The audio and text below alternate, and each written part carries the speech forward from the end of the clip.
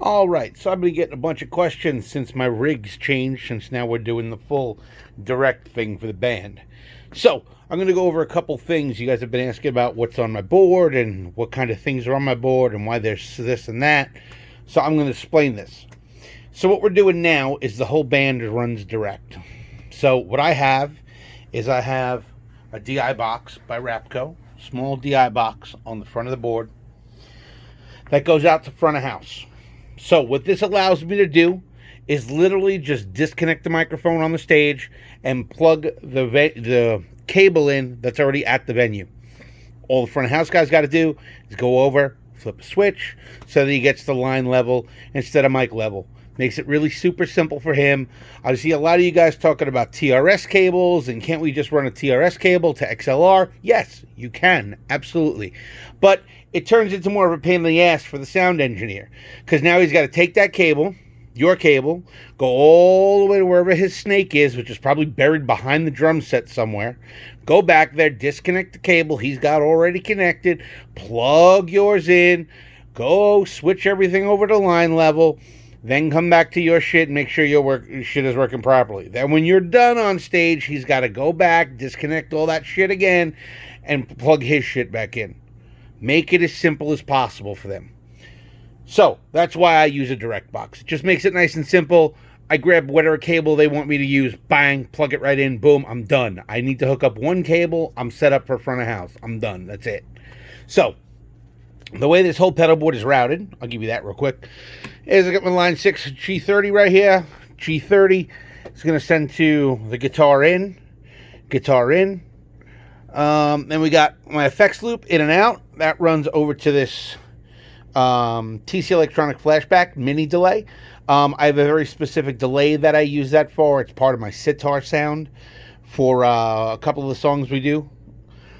The other thing that I have is my board is set up to be able to run 3 ways without having to disconnect any cables. So I have, well, by only having to disconnect one cable. Let's rephrase that. So this is what I have.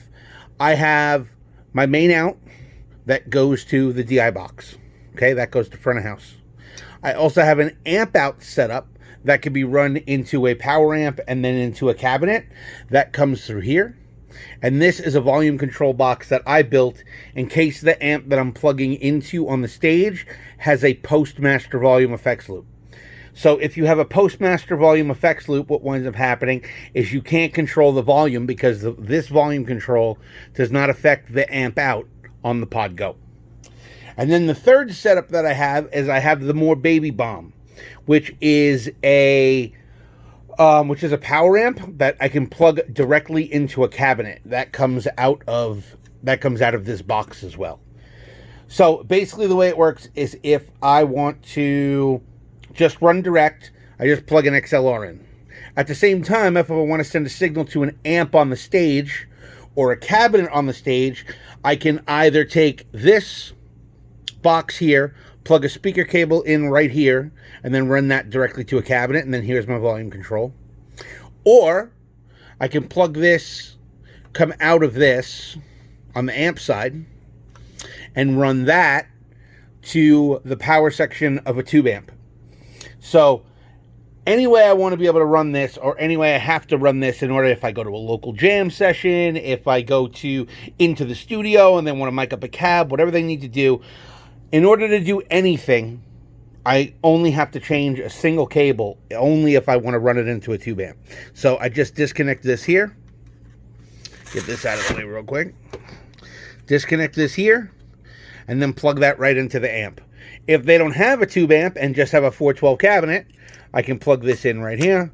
I crank this bad boy up to max, and then I have a volume control here, and this is a 40 watt power amp that will run a 412 or 212 cabinet or whatever that is. So that's the way I have this all set up. As far as the dual foot switch, this is a MOSKY Dual Footswitch. The MOSKY Dual Footswitch just takes care of some additional changes. So if you look here, button 1, the blue button will turn on an additional chorus. And then on some of my other patches, like on my, I have it right here, like this one will turn a delay on and off, the second one. or in my second patch. Is it my second patch? Or my lead patch? This one will turn on a reverb. It's the second switch. First switch again is a phaser on this one. And then on my clean, which patch is it? It's on my sitar patch. This one will turn on and off an additional the delay or the effects loop, and let me select between whether I'm using this delay or the delay that's built into the unit. So that's how I'm currently running the PodGo. I'm using it live with my band. I'm using it for rehearsals. Probably not going to do any recording with it because I have one of these sitting here and a couple of those. But that's the way I'm running the PodGo. So if you guys have any other questions about how this is all set up and this routing and all this good stuff, let me know. If you're interested in any of the stuff that I'm running here, like the DI box, the G30 wireless, the flashback, the MOSKY switch, all that, there will be links in the description below. You can go down there and you can check them out. Alrighty guys, I'll talk to you later. Peace.